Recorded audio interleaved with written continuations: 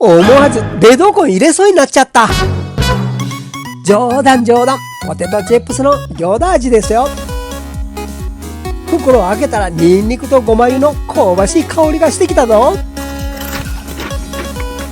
ピリッときたよ。これの餃子味。餃子の羽をイメージしたパリッと食感。今日のキラストロングポイント。薄皮パリッとジューシーでやみつき。ザ餃子に続いて明日はザチャーハン買ってこよ。バイねー、カッペチャンネルでした。